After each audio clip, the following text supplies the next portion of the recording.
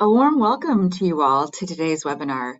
My name is Grace Nicolette, and I'm Vice President of Programming and External Relations at the Center for Effective Philanthropy. The theme for today's discussion is Rebuilding Trust in Nonprofits and Philanthropy, and we're so glad you've joined us. We're grateful to partner with the Council on Foundations for today's event, which is one of many offerings during their annual member week. I want to say particular thanks to Kathleen Enright and her colleagues. It's always a joy to work together. If you're new to philanthropy, the Council is a nonprofit membership organization that serves as a guide for philanthropies as they advance the greater good. Building on a nearly 75-year history, the Council supports over 800 member organizations in the US and around the world to build trust in philanthropy, expand pathways to giving, engage broader perspectives, and co-create solutions that will lead to a better future for all. If you're not a member of the Council yet, I highly recommend joining, not least because among the many excellent member benefits, new members also receive discounts on the first-time use of CEP's assessments.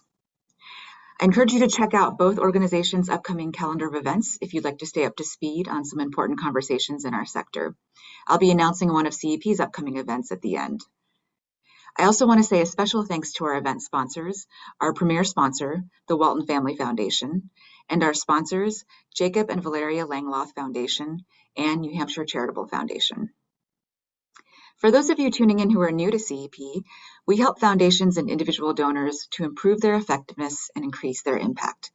We do this through assessments and research reports that often lift up the perspectives of those who wouldn't otherwise be heard, as well as via programs like this one. Before I turn it over to CEP's President, Phil Buchanan, who'll be introducing and moderating our panel today, there's a few housekeeping items I wanted to share. First, we are in a webinar format, which means all of you are muted and have your videos off upon entering the session. If you have questions for the panelists today, and we hope you do, please type them into the Q&A box in your Zoom control panel. We will try to be as responsive as possible to as many as we can during the Q&A portion. We will not be using the hand-raising function on the webinar, as we're not asking attendees to speak their questions. And if you require technical assistance, please reach out to my colleague Say Darling at saed@cep.org, and he can assist you. We'll also be sharing some resources with you via the chat box, so feel free to check there for helpful links and resources. Finally, this webinar is being recorded, and we will send a link to all registrants in a follow-up email. We'll also send in that email links to all the resources that folks end up mentioning in this call. And with that, I will hand it over to Phil. Thank you so much, Grace. And it's terrific to have so many people on this webinar. And I'm really excited for this conversation. I'd like to start by suggesting that we all step back and remember, as much as none of us really want to, the spring of 2020 and the way organizations stepped up in response to the crises of the pandemic, the resulting economic issues, the reckoning on racial justice that followed George Floyd's murder. Nonprofit organizations, small and large, national and community rooted, had to adapt, and they did so with incredible alacrity, commitment, creativity. And for a while there, I thought, okay, maybe folks are really going to get it now, just how important and crucial the nonprofit sector supported by philanthropy as well as other revenue sources is. And I saw an independent sector report. Independent sector has done great research on the issue and commissioned research on the issue of trust. And in a report last year, they said, as the public has observed nonprofits serving on the front lines of the global pandemic and economic crisis, their trust in nonprofits initially increased. By 2021, however, that trust bubble burst. And that really continued. It was just a blip in what has been a decline in trust in nonprofits. So even as we've heard all this talk about trust-based philanthropy and foundations and some big donors like Mackenzie Scott, maybe most sort of dramatically, have demonstrated a tremendous amount of trust in nonprofits, in part perhaps inspired by what they saw in the last 2 years. Public trust has declined, and independent sector just put out another report just last month showing a statistically meaningful year-over-year decline. Yes, it is true. Trust in institutions in general is declining, but trust in nonprofits seems to be declining more rapidly than trust in some other institutions. And we see other concerning data. For example, the decline, we know this from the Lilly School's research, the decline in the percentage of households giving. And so it is worrisome. We see also that though there's a kind of common narrative that in 2020, donors really stepped up and giving was at a record level, and it was, that really wasn't a result of an increase in individual giving. If you look at the Giving USA data carefully, it was really spurred by an increase in foundation giving, and year over year, and for understandable reasons, given the economic context, individual giving was relatively flat. So this all matters a lot, and it matters for donors, individual donors as well as foundation donors. And so what we want to grapple with today, really in various ways, are not so much going through the data. The data is available. Again, I commend the independent sector report to you, the Edelman Trust Barometer, and Edelman, of course, is independent sector's partner on that. We want to talk about why it matters and what we're going to do about it. And we are so fortunate to have a great panel of folks to join us in doing that. So I'd like to invite them onto the screen now and introduce them. So I'm going to start with Beth Breeze, who is director of the Global Challenges Doctoral Center and Center for Philanthropy at the University of Kent. She has also worked as a fundraiser before becoming an academic. And I cannot recommend highly enough her book, In Defense of Philanthropy. I have copies all around my office, which is an incredibly powerful rebuttal of some of the recent critiques of philanthropy and reminder of the importance of giving and why we want to encourage it. And I have been looking for an excuse to involve Beth in a conversation about philanthropy because I so admire her work and her book. So I'm just thrilled that she's here. I'm also thrilled to introduce Latita Smith, who is president of the more than 100-year-old Winston-Salem Community Foundation. And prior to that, served as president of the Moses Taylor Foundation. Relatively unusual for someone in Philanthrolandia to have run both a private foundation and a community foundation. And Latita just brings a wealth of experience. She also worked prior to Moses Taylor at the St. Luke's Foundation in Cleveland. And very excited to talk with her because of the important role that community foundations play, of course. So welcome, Latita. Kathleen Enright probably doesn't need much of an introduction for most of you. We're so thrilled to partner with the Council on Foundations, as we have multiple times in recent years on another program. Kathleen is an absolutely invaluable leader in the sector, both in her role as president and CEO of GEO, and then more recently, president and CEO of the Council on Foundations. And I think, you know, Kathleen and I don't want to put words in her mouth, but we think of ourselves both as friends and allies, and as sharing this perspective of wanting to be both friendly critics of philanthropy, calling on, of course, donors to do their best work, but also huge defenders of the role of philanthropy and the vital support that it provides to nonprofits. Finally, I want to welcome Chelsea Peters, who is Chief Strategy Officer at the Walton Family Foundation. She also brings experience, having been on the other side of the table from foundations. She was the Senior Vice President and Chief Regional Strategy and Operations Officer at UNICEF USA.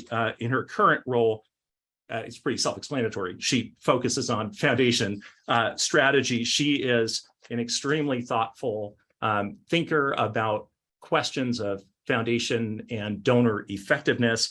And among her claims to fame, this one particularly impressed me. She was in college a Division I lacrosse player. So let's get into this conversation. Thank you so much to each of you for being here.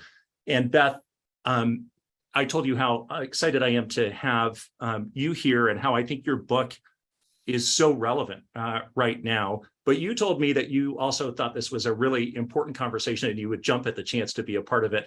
And let's just start with why. Why is this an important conversation?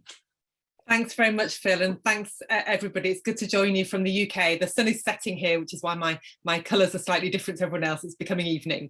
I did indeed jump at the chance to join this conversation because, as always, you and your colleagues at the Centre for Effective Philanthropy, you've got your finger firmly on the button of what's happening and what matters in the non-profit sector, and we need to talk about public trust. There's a lot of scholarly research showing that trust matters. You can't easily interact with other people, whether as a customer or a voter or a donor, unless there's a basic level of trust in the other parties. And I think we often forget that philanthropy is always voluntary. That's one of its defining features, and no one has to do it. So in the absence of trust, people might still do business, or they might still participate in elections, through gritted teeth. But however much they've come to doubt the good faith of, corporations or governments, they'll still participate because they kind of have to. But that's not the same for philanthropy. You can simply choose to opt out of non-profit action if you lose faith in it. So any decline in trust really matters if we want our organisations to be viable and sustainable. And that's why this conversation matters and why I'm glad to be part of it. So what do I bring to the conversation? Well, as you mentioned, I've been around for a while. I was a fundraiser for a decade for a variety of causes, including youth homelessness and research organisations. And then I moved into studying non-profits and philanthropy. And I think it's fair to say that trust and levels of trust has always been an issue. This is not a new kid on the block. We've always worried about it. But I think that something interesting is happening now about the reasons for any decline in trust. And when I say interesting, I don't mean it in a good sense. I mean it in that, what's that ancient curse? May you live in interesting times. I think the interesting thing that's happening is a change in the driver of that decline in trust. When I started out in the late 1990s, the lack of trust in non-profits was based on a fairly simple and often unfair, but not always, a fairly simple view that because it was non-profit, it was going to be a bit amateurish. So the good intentions of non-profit staff and their volunteers and their donors wasn't the issue, I think, a few decades ago. It was rather a concern that those in charge might not be up to it, to running a big organisation. Now, those concerns are not that difficult to relieve. You can show people that your staff are well qualified, you can show the impact of your work, you can show that your volunteers are well trained and supported, and so on. So if people fundamentally believe in your good intentions, you can tackle that any lack of trust that comes from that. But I don't think that's the concern at the root of the lack of trust now. I think that rather than being worried about good intentions that are imperfectly executed, I think now the public are worried about the bad intentions of non-profits, and in particular of their donors, sometimes unintentional, but often not. And the headline concern that I see and that I've been writing about is that philanthropists are in it for themselves, that behind the facade of altruism and expressions of concern for others, in reality, what they're motivated by is a desire to advance their own agenda in some way, whether that's protecting their wealth and their elite status, whether it's improving their reputation, gaining access to power, or using what power they have as wealthy people to impose their will on others. So I think that's the change that's happened in trust, and I've tried to break down what's going on in those critiques and concerns, and I call the politer, the more measured version of that concern that I've just described, I call that the academic critique. And that's because there's a lot of scholars who are writing it and advancing that concern. So they're worrying about the rationale for non-profit action with a particular interest in the legitimacy of tax breaks and any special measures that are granted to non-profits and to their donors. The academic critique also worries about how non-profits and philanthropy relate to modern societies. Is it legitimate for some people to be able to act and behave differently? Is it incompatible with democracy, where everyone ought to be equal at the ballot box, but some people, just because they've got a bigger bank balance, get to sort of decide what happens? So there's that set of concerns. There's a less polite, kind of down and dirty version of that self-interest critique, which I call the populist critique. And like all forms of populism, it offers extremely simple explanations for very complex phenomenon. So it's often based on personal attacks on donors. They're not nice people. Their private lives come under question. It's a sham and a scam and a charade, and these are the kind of language that's used rather than a more considered critique of the action. It's quite individualized and generic. And then thirdly, there's a concern that slightly moves away from the intention issue, that regardless of good or bad motivation, they're doing it badly. So this is what I call the insider critique. So donors are choosing the wrong causes, they're giving in the wrong way, they're ending up causing more harm than good, or at least less good than they could and should be doing, according to those critics. So at the moment, they often come under the banner of effective altruism, which I'll happily say later, I think there's some good and some truth in all of these things, but that's the banner they go under. So these three critiques, it seems to me, are converging, or have converged into sort of a chorus that's quite difficult to differentiate. Just that the wall of noise is philanthropy is problematic. It's inherently problematic. We'd be better off without it. There must be other ways that we could use to fund organisations and to solve social problems. And I think the people on this call, and certainly the people that I talk with and work with in non-profits in the UK, know that non-profits are and will always be reliant on private giving. We can't cancel philanthropy. I don't want to cancel philanthropy. We need it to keep our lights on and to fulfil our mission. So I think that attacks on donors and the lack of trust in individual and corporate donors matters.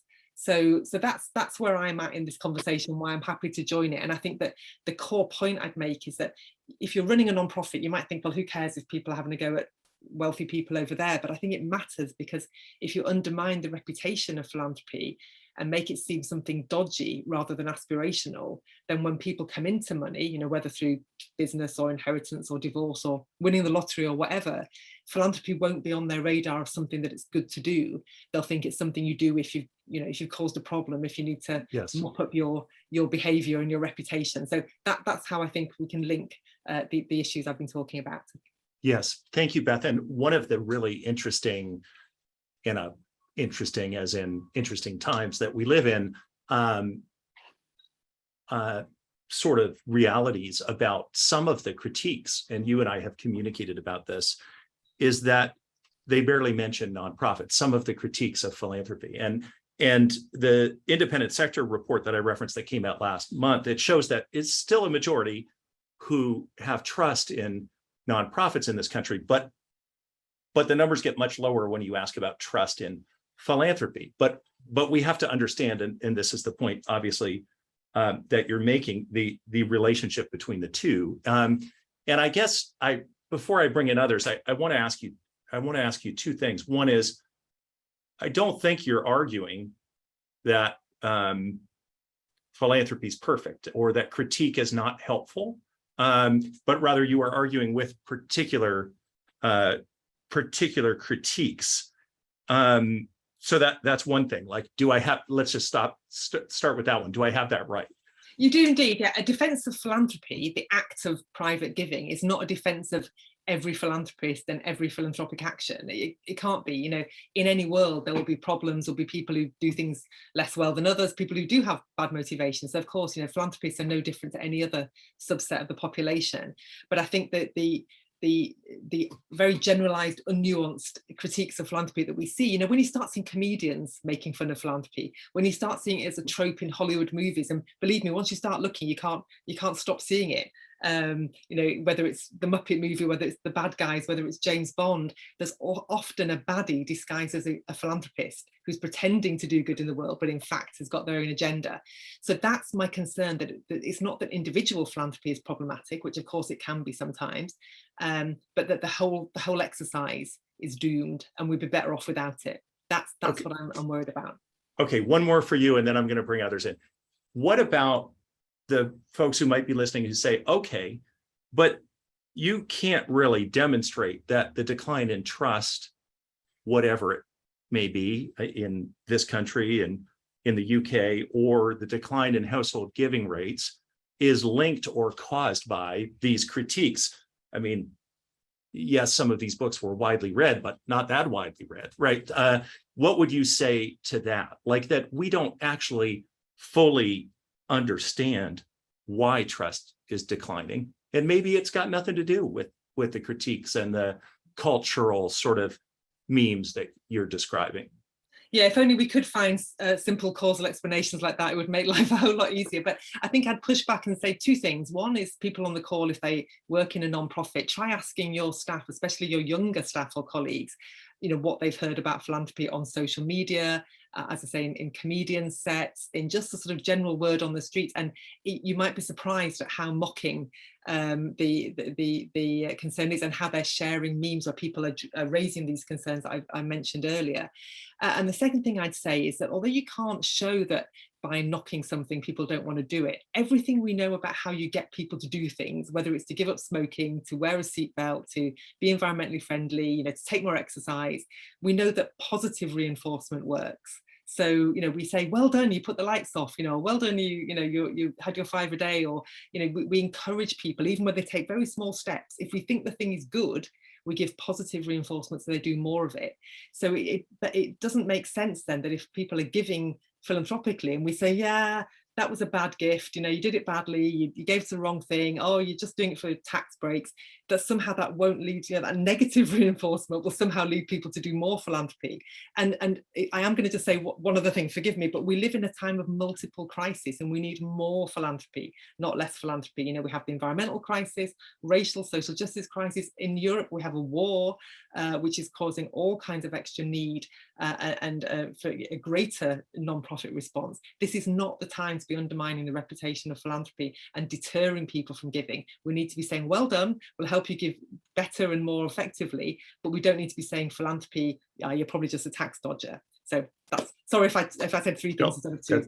That's great, Beth. Thank you so much. And I want to bring Latita in. And one of the things that I have mentioned to you, Latita, that I think has just been incredible is the role that community foundations played in the spring of 2020 on. And on the one hand, shouldn't have been surprising, because that is what community foundations have done in crises. But usually it's in one localized area and you're watching a community foundation step up. And during 2020, we watched all the community foundations step up and serve, as you do, as this bridge between individual donors who you're interacting with all the time and nonprofits rooted in community who you're interacting with all the time. And sort of making marriages between the two.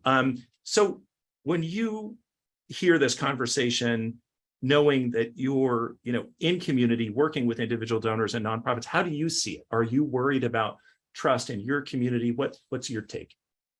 So it's been really interesting for me to have the opportunity to be part of this conversation. You mentioned, Phil, that I joined the Winston-Salem Foundation last fall after 18 years working in private foundations.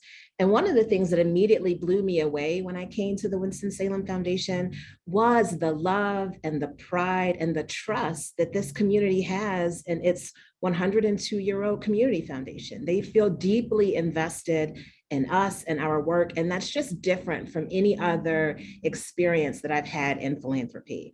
And as you mentioned, over the past 2 years, we saw a significant increase in giving to the foundation, a significant increase in donor advised fund contributions to nonprofits through our foundation. And it was very much a recognition of our unique ability to act nimbly, to act quickly, and to really be able to identify the myriad of evolving needs that surfaced during the pandemic. But at the same time, I think a lot about the fact that part of the reason that our donors in particular value us and trust us is because they see us as being this neutral convener, able to represent the entire community. And so as our communities continue to be increasingly polarized, as fundamental issues like health and safety and education are increasingly politicized, that space for common ground becomes more and more narrow.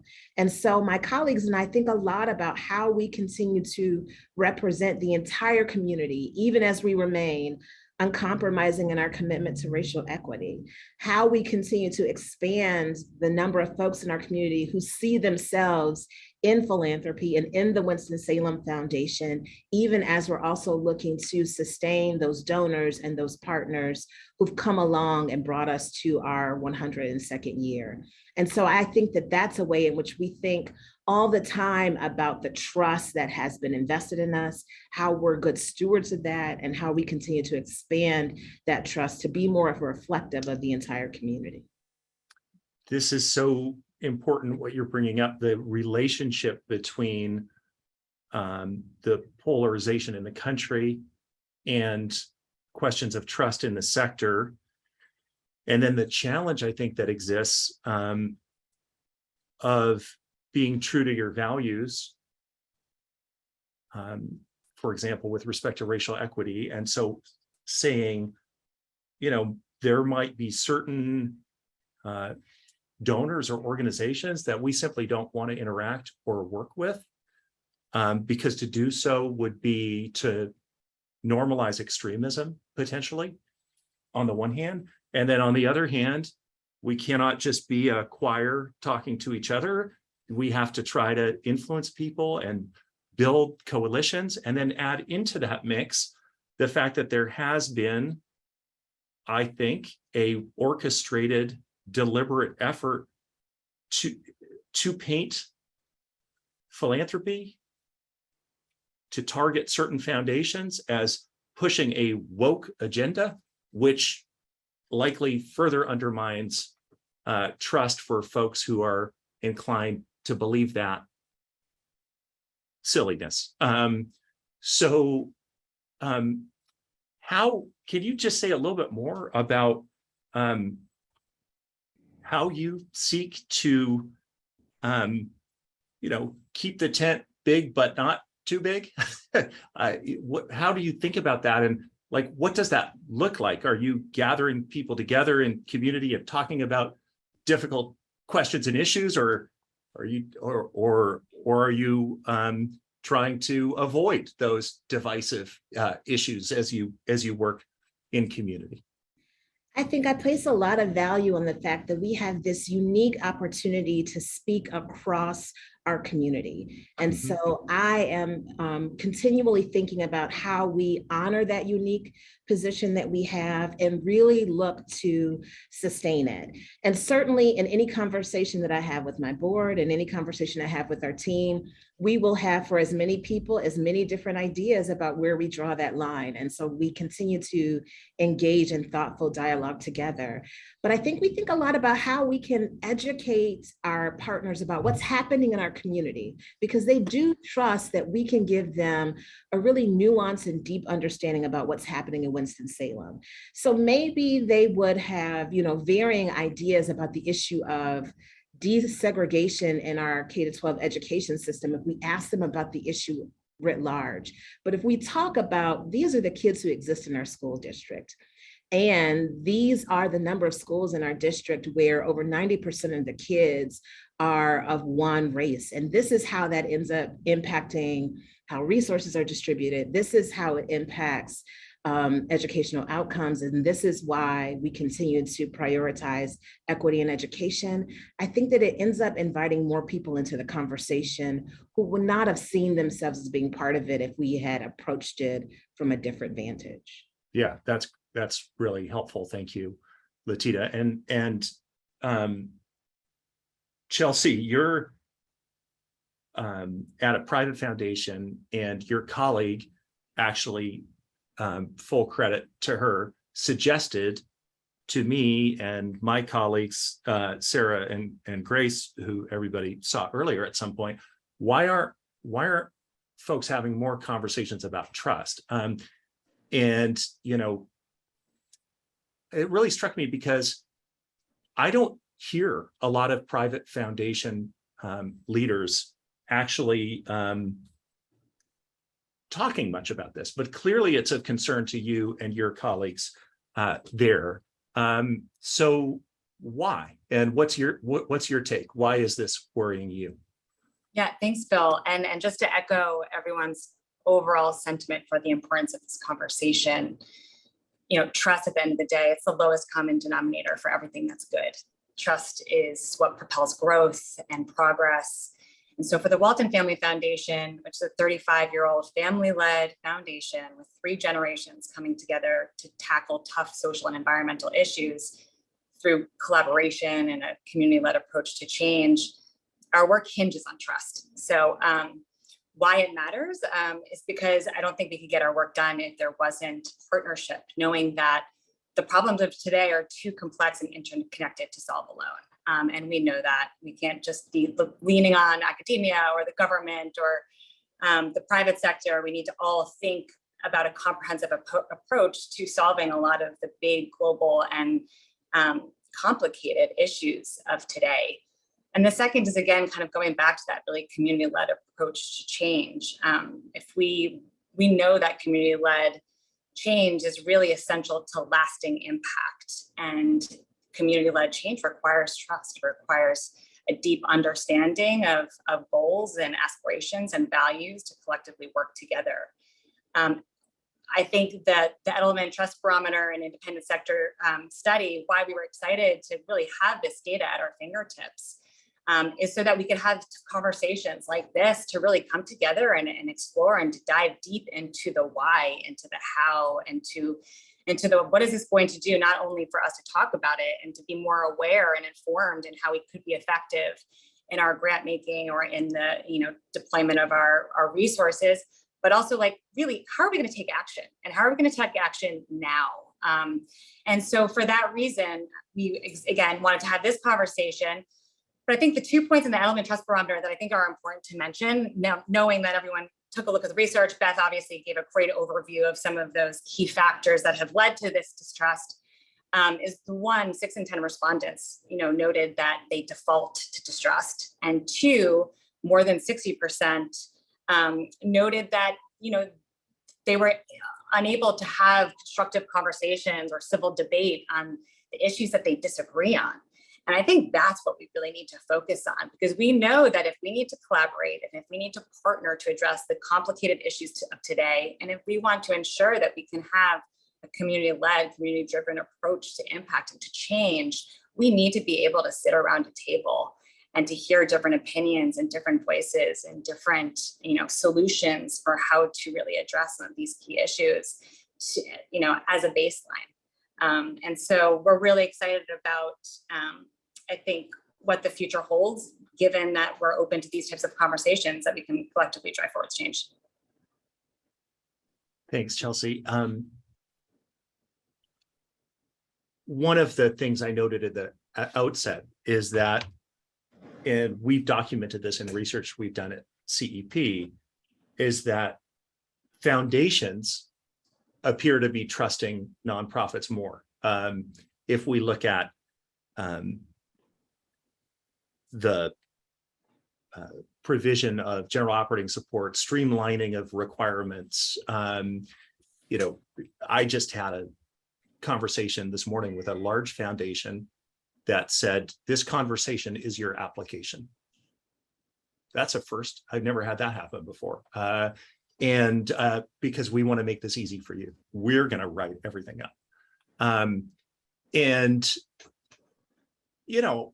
not to be too harsh about it, but I think, and not to drag Kathleen into this, but she and I have commiserated over the years, like, what's it going to take, for foundations, and some foundations have been great consistently, but for foundations to be a little bit more understanding of the challenges of being on the other side of the table, a little bit more respectful of the knowledge that is in nonprofits and in communities. And, I think we got our answer, like a pandemic, is what it's going to take.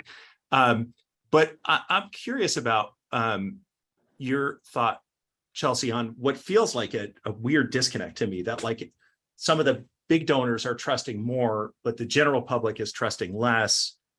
And is that maybe because somehow,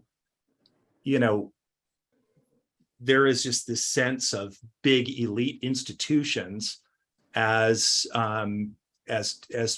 problematic and worthy of distrust, regardless of what we even know about them? And I guess anything else you want to add about how you think about that from your perch there? Absolutely, great questions. And I think you're raising a lot of topics that are bubbling up more frequently, and that I think it's good for us to just to call out. I think overall, the thing that's important to remember is, I think Beth, actually, you said this perfectly in one of your articles, that philanthropists, we're people, individuals, it's their own right to decide how they decide to use their funds or manage their money, right? You can keep it, you can spend it, or you can give it.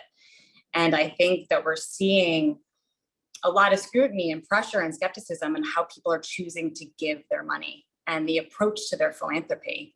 And I think we need to take a step back and really recognize that regardless of how you give your money, the fact that people are giving money to advance society and to really help people and communities, we should be celebrating that in itself. I think the other point is that, regardless of where you sit as it relates to the approaches of philanthropy, and Phil and Kathleen, I would love to join you in your conversations when you two do have a powwow about that, all in. I think it's important to also note that we at the Family Foundation, the Walton Family Foundation, we don't necessarily believe that trust shouldn't be equated with a limited learning. We're a learning organization, so we really want to be co-creating, co-developing, working alongside our grantees to set goals and targets and an understanding of how we collectively and jointly want to have an impact around the issues that we care about, which for the Walton Family Foundation is really about advancing education, quality education for all. It's about conservation. It's about investing in quality of life in Northwest Arkansas and the Arkansas and Mississippi Delta. And so we're really trying to take a step back and really understand who's doing the work effectively. How can we engage and keep our ear to the ground on what the community needs are, so that we can be co-developing strategies and plans to really ensure that our dollars are really being spent in a way that is effective for the communities that we're looking to serve. And I think more and more philanthropists, I think the skepticism, if the skepticism leads to curiosity, which then leads to growth and open conversation about how we can be more effective, I think that's a beautiful thing. That's I think why we need to be open to how we can improve and do things better. And I think that's happening. But I want to also just note that we should be focusing on what is happening incredibly well and where there is good work being done. And I think that there are a lot of different ways in which we should be elevating and putting a spotlight on the individuals and on the people who are really, I think, could be a poster child for the great change that's happening in different communities. I'm so glad you said that, because I really think that there is an element of this, right? That, I don't believe that we collectively, I don't know who the we is here, but I'll include myself in it, have done a good enough job, telling the story. And some of the stories are incredibly powerful. And some of the change, the positive change, that has happened because of the work of nonprofits supported by philanthropy is incredibly powerful. And it's just frustrating, because I do an icebreaker sometimes with new staff where it's like, yeah, I hate icebreakers, but I do this one where I say, take a minute, think about a nonprofit that's affected you, and then share with the group. Everybody cries invariably, right? That's the power of some of these organizations in people's lives, but they can think about it in that moment, and yet there's a kind of derision or lack of appreciation more broadly. Kathleen, you've waited very patiently, and your reward is you can take this anywhere you want. what do you want to say in response to what you've been listening to? You run an organization that is the voice for foundations, nationally and in DC. What's your take? Oh goodness, I just want to express such gratitude to you, Phil, to Grace for her partnership, to everyone on this panel for the, you've already said so much of what I would have already said. So I guess I'll just try to tie some threads together. Yeah, I mean, this is the center point of what the council is aiming toward for the next 20 years. So I'll just start there, that philanthropy must be a trusted partner in advancing the greater good, or we're not going to be effective. So we have to focus on how we can be trustworthy, and we have to make the changes to make that so. And we have to think through what of it's behavioral and what of it's perceptual, and we need to sort all of that out. And the other point is that anyone who cares about their community, anyone who cares about civil society, anybody who cares about democracy should be thinking about how to increase trust in nonprofits and philanthropy, because we are so vital to all of those things. So it is very worrisome that trust is declining in these key institutions. So the good news is that we have all of these people, 800 some people on this call who care about this topic and who hopefully want to do something about it. Why is it declining? I think a lot of them are forces that are outside of our sector. They're not inside our sector. People are suffering. There are trends that you mentioned on the front of the call, Phil. There are things like the widening wealth gap, particularly the racial wealth gap. There's increasing violence and weakening civic ties and lack of social cohesion, the pandemic recovery that's uneven. All of those things hurt trust in all institutions. And then, of course, it impacts us.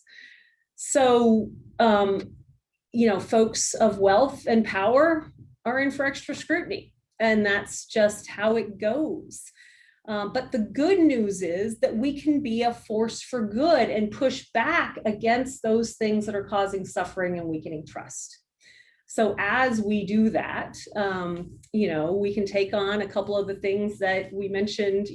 Latita mentioned a very important one, the weakening of civic ties. People are not feeling a sense of belonging in places where they want to belong.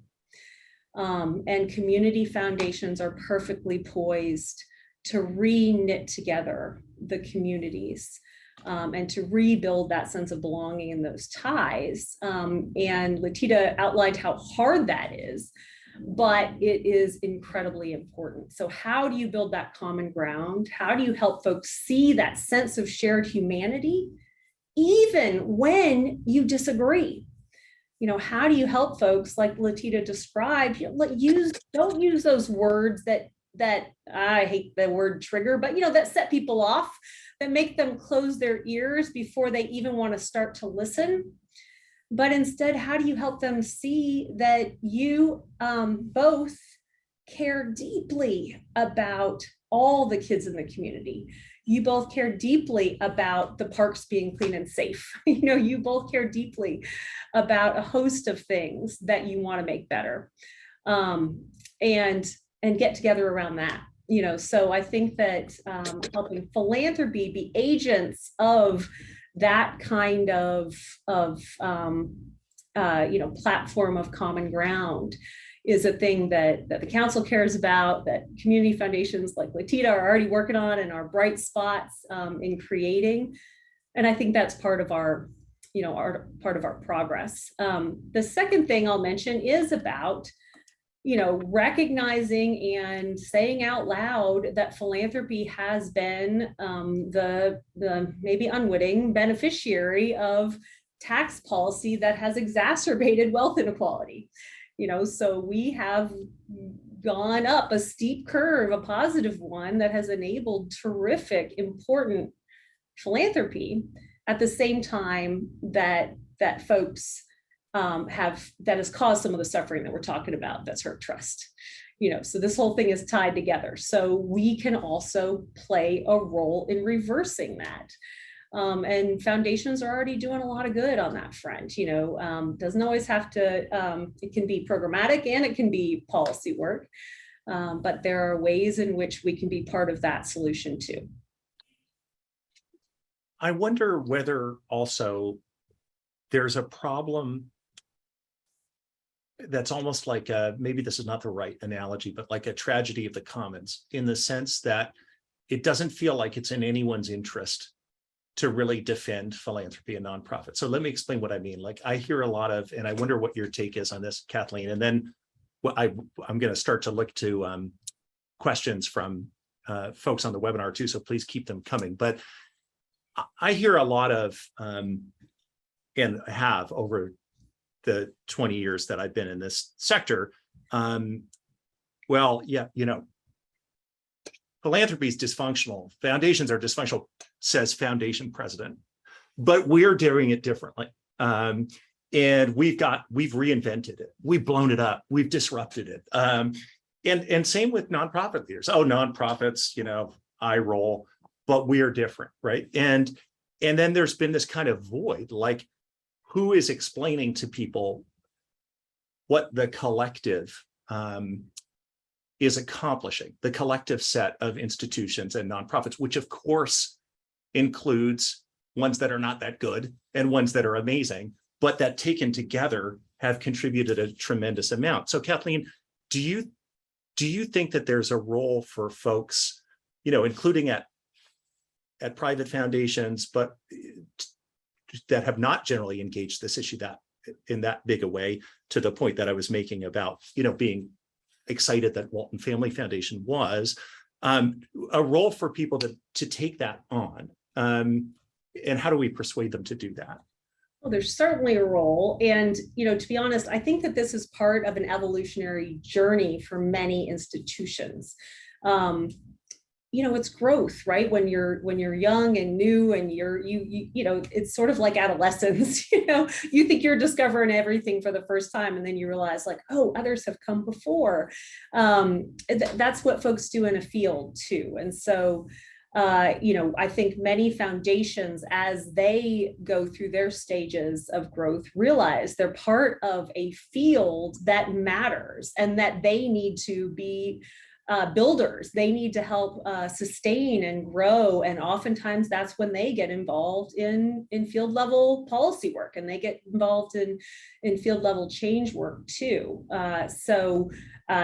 We are attempting to make some of these cases to Congress. We are going to be talking about impact at the district level and at the field level, and we're going to be making up some of those materials so that is a more simple story and a better, easier story to tell.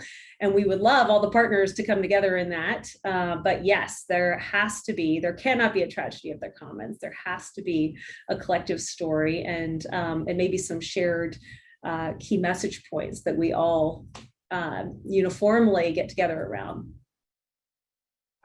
Thank you. Any reactions? Go ahead. Yeah, Chelsea. I think, Kathleen, just to underscore some of your points, I think it's really important to also identify and just talk through what is the unique role of philanthropy. And really, at the end of the day, like, we're able to be bold, nimble, take swift action, and be inclusive, be a convener. So at the end of the day, when we're talking about how can we bring more people into this conversation, into the fold, I think that's a role that we should be taking on, because I think that is part of our value system. It's part of, I think, what we can do differently than other sectors or industries. And I think a really good example of that, going back to how you started the conversation, Phil, is how the nonprofit and the foundations and the philanthropic sector really came together during COVID-19. I mean, we needed to be scrappy, innovative, thinking completely outside the box, scribbling outside the lines in order to really meet the significant and growing needs of, say, kids in schools, or farmers who weren't getting the needs that they needed. And I think it's really, so a good example of that is really taking a look at education and how we really used a really big crisis in our society. And, COVID put a spotlight on long existing inequalities in our education system, But it did, and we should be capitalizing on the fact that there is a spotlight on our system to really propel and catalyze significant change.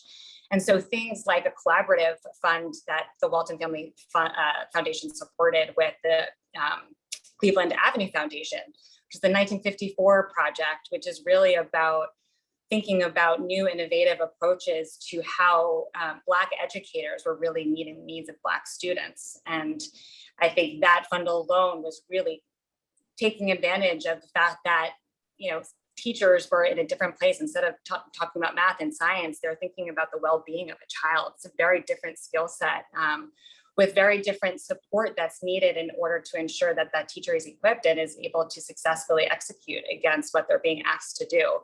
And so coming together and thinking through how do we solve that problem through collaborating with different foundations, through collaborating with local networks, and ensuring that resources are deployed in ways that really can expose new innovatives or new approaches to the way things can be done is super exciting. And a big stat that just came out by Echelon Insights is that 86% of Black voters today are saying that the way that we've reimagined how education or learning environments, what they look like today, because of the innovation that was born out of necessity in COVID, they hope to carry forward into the future. Which shows that I think that we can really take advantage of some of the new thinking and ideas and collaborations and ways that we needed to come together, how we should capitalize on that for future growth. Thanks. And I want to say one thing, and then, and Beth, it looks like you want to get in. I want to say that I think one of the things that has happened as well is that we've undermined, and when I say we, I don't really mean us. So I'll just say, many have undermined the ability for folks to understand the sector, the nonprofit sector, and philanthropy as distinctive by acting as if it's not distinctive, and that actually we should just be borrowing analogies from the investment and business world, rather than explaining why those analogies actually aren't that helpful, because this is a uniquely different kind of work. And then we shouldn't be surprised that people don't get it, right? Because we've been sort of, externally it happens, but internally it happens too, where people just adopt this language of that is imbued with a kind of self-hatred about the sector.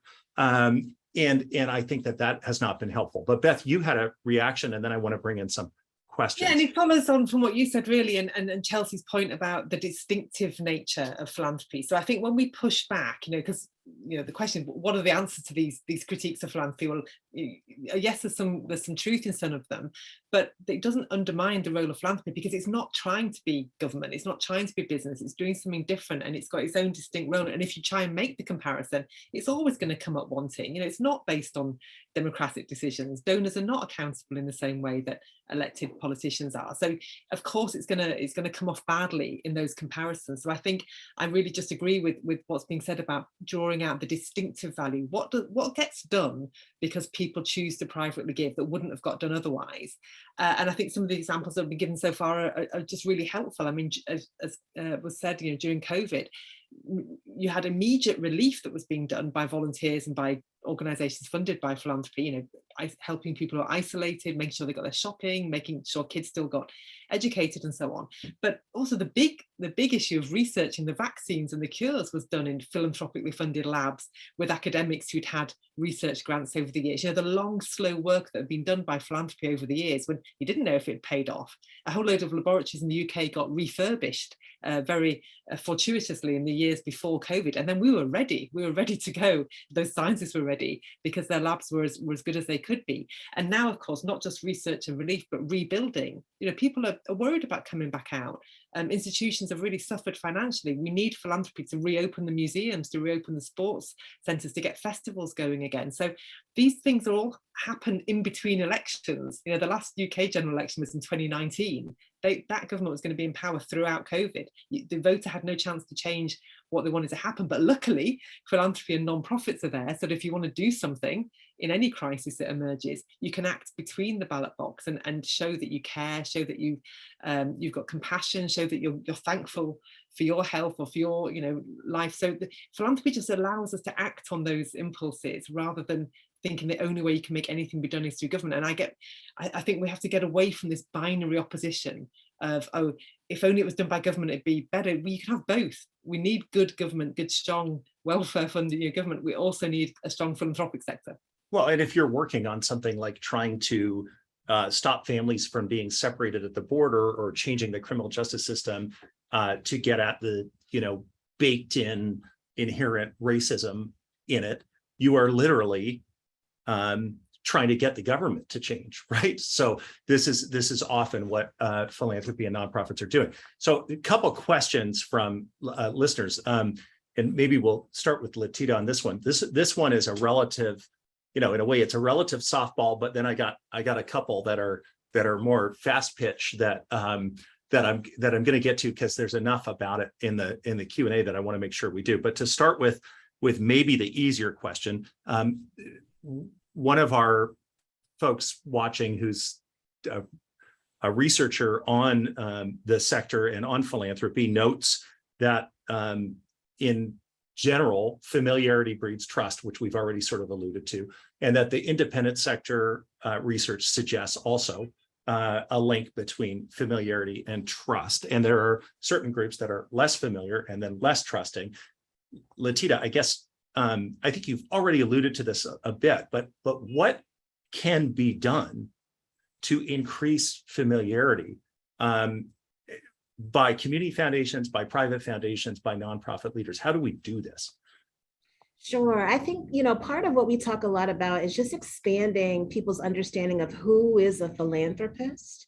Because I think that, the stories that become most familiar, the philanthropists that we most easily recall are, the largest ones who feel so distant and distinct from most of us. And so we try and tell stories about how all kinds of folks in our community are contributing their time, their talent, their treasure to the work of building our community. And in doing so, I think it brings philanthropy and our foundation in much closer proximity to folks than when they think about the big historic kind of institution. And so we think about how we tell more stories about how philanthropy shows up in our community, about what giving looks like. And that helps us, I think, to tell a story that feels much more immediate to a much greater proportion of our community. Thank you. So there's a few questions that I'm going to try to paraphrase that are about, look, these foundations have billions of dollars, a small percentage of which are going out annually. They're, I'm paraphrasing. They're hoarding all this money. Like, no wonder people don't trust them. Got all this money sitting in DAFs. You got dark money, all of this big money. And it feels like what I'm getting from some of the questions is like, okay, no wonder people don't trust, right? Like, so how do any of you, whoever wants to take this, respond to those critiques? Like, the money's just sitting there, when there's pressing needs, what some of it's going for sort of secretive purposes to push different agendas. Again, I'm conflating a few questions, and so, like, is that a problem? Like, is that undermining trust? What's someone's take? Goodness.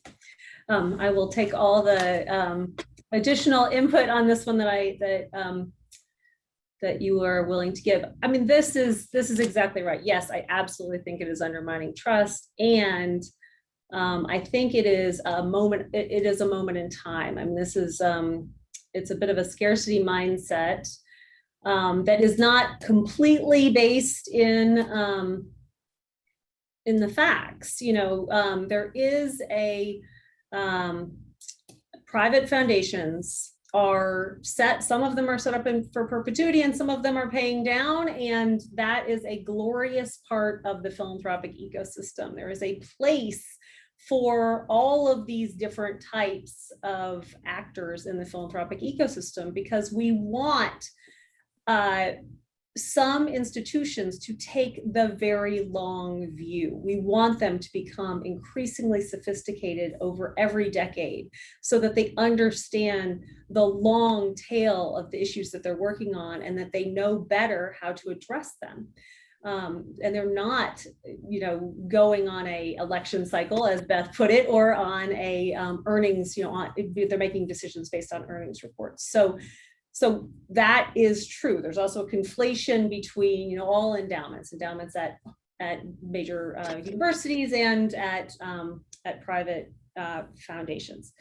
Donor advised funds, of course, that's what's most in the news right now. And, the payout from donor advised funds has been at 20% industry wide for the history of that data being collected. So if you put a number on payout for donor advised funds, it would be lower than that. If there was a legislated number that went for payout for donor advised funds, it wouldn't be 20%. So, that might still happen. And that is something that's still up legislatively for debate. I will leave it there. There's more I could say, but I don't want to keep up airtime if there are others that would like to come in. I see Latita nodding. I see others. Thanks, Kathleen. Things. Anybody want to add to this? I would just add that it might be reassuring for people, for the critics, to know that philanthropists are thinking and talking about this all the time. I could spend my entire life attending conferences and speaking and contributing to discussions about whether one should have an endowed or a spend out foundation, whether one should, how one should do grants, what kind of relationships one should have. And these are absolutely live issues. And sometimes the critics act as if no one's ever thought about these things before, and that they think, everyone involved in philanthropy thinks it's perfect as it is. And what I see is a sector constantly striving to improve, and donors, keen to educate themselves. People have often come to philanthropy at a certain stage in their life. They don't begin as experts, but they're willing and open to learn. Some of them pay good money to go and learn how to be a good philanthropist. So I just would say, I hope that might be reassuring for people to realize that these are live questions that people are thinking about. They welcome input, they welcome data to know how to improve. But if you simply just say, you're idiots and you're bad and you're doing it wrong, unsurprisingly, people, will get defensive and not respond well to that. But if you say, let us help you, how can we show you how to do it better? They might be surprised that there are people who are already on that path and are keen to improve further. They're very aware that that inequality is a problem, and that philanthropy is, has its critics and its role. So I just think people need to know that improvement is a pretty common feature of the philanthropy sector. There's a question in here that I think is just really perceptive, which is this, and again, a paraphrase, but more or less like we've been hearing. Let me ask you one more thing about the question, which is just this. If you're concerned about sort of dollars being inequitably distributed, going after the place where the dollars are bound to go to the public good is kind of the wrong place to target. Why not look at the rest of the dollars that are being held by the wealthy, rather than the dollars that have already been committed to philanthropic purposes? Yeah, that makes me think of what I often hear Beth saying about this sort of conflation of a critique of government and tax policy with the critique of philanthropy. And I don't know, I'm probably not supposed to say things like this, but I think our tax policy stinks, and that it needs to change, and that this is my personal view, that many wealthy folks don't pay enough in taxes. That's what I think. But when I hear folks say on Twitter, some snarky thing about just pay your taxes and stop doing philanthropy. Well, they did pay their taxes. It's just a bad system. Some people cheat on their taxes, don't get me wrong, but Beth, if you want to add something, and then I want to make sure we get to this one last question. Yeah, well, just to point out that philanthropy is always a product of its time and its place. So we talk about philanthropy as if it's the same everywhere, but of course, in many countries, tax rates are higher. Things are organised differently. Exactly. In the UK, we have a national health system. Education is funded differently. So often the critiques of philanthropy are actually a critique of government. But philanthropy trying to plug the gaps and make things better somehow gets caught in the crossfire. And I think that very often, if you dig a bit deeper, and this is why it's good to engage with critics, what are you actually worried about? And what they're actually worried about is, things like the welfare state not being funded well enough, kids not getting a good enough education, healthcare not being available to everybody. And then we've got common ground. That's what we think too. And you can both support philanthropic organizations that are trying to solve those things in the immediate term, and you can also get involved in politics and broader structural change as well. These are not alternatives, and again, that's about the distinctive role of philanthropy. It's not instead of trying to broader reforms. But on this point about pushing for, and it relates to the last question that I want to make sure we get to, and I need really short answers because we're almost out of time, but and to a really complicated question. Policy advocacy, has been talked about as so crucial to achieving real change. And there's been a push to get foundations, to do more of it. Doesn't that just potentially play into philanthropy not being seen as the kind of neutral, convener across difference that Latita was describing? Like, how do we square that? Aren't these things potentially in direct tension, that to the extent that you are going after certain kinds of structural changes in society, you are then seen as on one side or the other? Does anybody have a thought on how you can kind of square that circle or bridge that river, or whatever analogy you want to use? I think there's a lack of nuanced storytelling. And so to the degree that we can provide richer stories, provide additional stories, when often the way that these issues show up in media and public discourse are so, two-dimensional, that we have an opportunity to contribute to more thoughtful conversations. Thank you.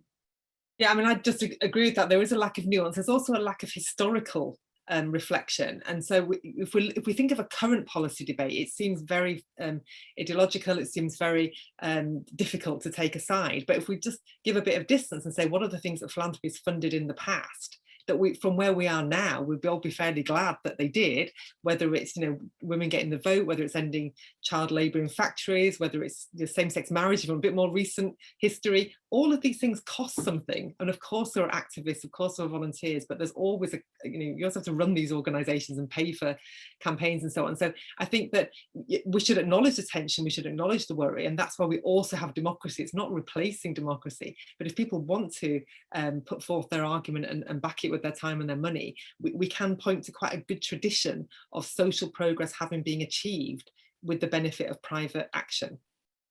Thank you.